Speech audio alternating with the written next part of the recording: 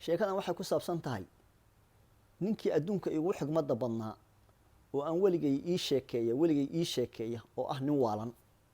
hadda ka hor baan meel magaalaha galab masaajid casar ku tukaday. dadkii tukanayay markii laga baxay nin baa istaagay. ninkii markuu istaagay dadku wax weydiistay waa iga fogaa hadalkiisana maana maqlayn, laakiinse nin adigu xogaa dadkeena caadiga muusan ahayn. salaadii markii laga baxay casariyihii waxaa laga dalbaday maqaaxid masaajidka ka horeysa. anigu markaan soo baxay uga soo horbaxay ninkii oo fadhiya oo shaah dalbaday baan imid. maqaaxidu maqaaxi aad shaah looga cabay ahayd, maqaaxi dad badan bay ahayd. dadkii kuraasta laba nooc baa taalay. waa nooca caaga ee qofka loogu fariisto iyo nooca alwaaxa oo 2 iyo 3 iyo 4 ay ku fariisan karaan oo saa u dheer benchiga la yiraahdo. ninkii marka waa laga cararay kaligiisa meel uu karantiilay, wuxuuna ku fadhiyaa kursi alwaaxa oo ilaa 3 qof ku fariisan karto baa kaligiis looga tagay.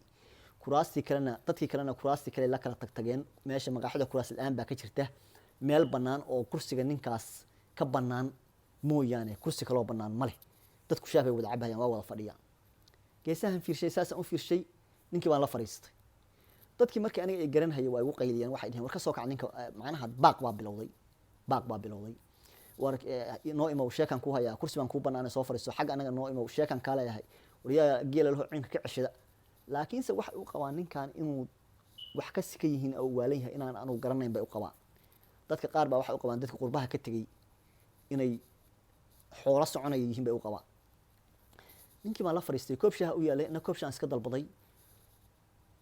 markay dadku idhaheen ninka ka soo kac, waxaan ku yidhi nin wax u sheekeeyay waaye baan sheeko ka dhegaysanaya nabaday baan ku yidhi moogta. marka 3 wiil oo sporti oo telefoon ku ciyaaraysa baa qoslay markii hadalkii maqleen. dadka kale ma aysan garan, odayaashani waxaani ma aysan garan hadalkaas. ninkii marka sheeko uu bilaabay, sheeko anigu u dirsan buu u bilaabay. laakiinse hase ahaatee sheekadu sheeko aan diidanahay maahan. waxay ku saabsan tahay sheekadan bahalka la yiraahdo haram cadka iyo siduu ariga u laayo. aniguna bahalada sheekadooda waa jeclahay, waa ka helaa marka laga sheekeynayo xayawaanada.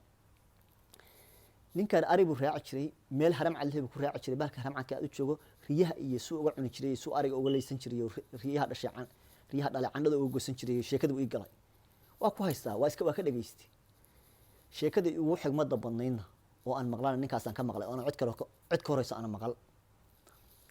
wuxuu yidhi qofka bini aadanka maalka uu haystaa waa 3 xero buu yidhi.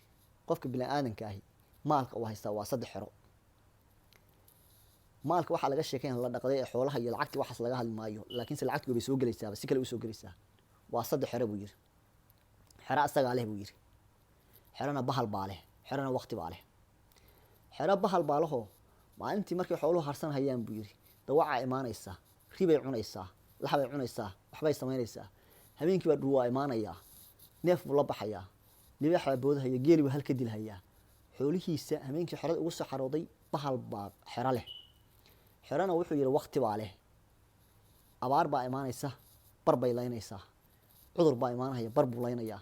daad baa imaanahaya iyo roob baa imaanahaya xoog leh, xooluhu qaar buu laynayaa. xerona waa xeradaas buu yidhi, waxaa iska leh waqti baa iska leh. xerona asagaa leho waa wuxuu cuno iyo wuxuu ka sadaqaysto. 3daa xero baa xoolaha bini aadanku haystaa ka kooban yihiin. laakiinse qofka bini aadanka ahi waa maskiin oo wuxuu u qabaa maadaama asaga habeenkii ay xero ugu soo xaroodaan inuu asagu wada leeyahay ayuu u qabaa.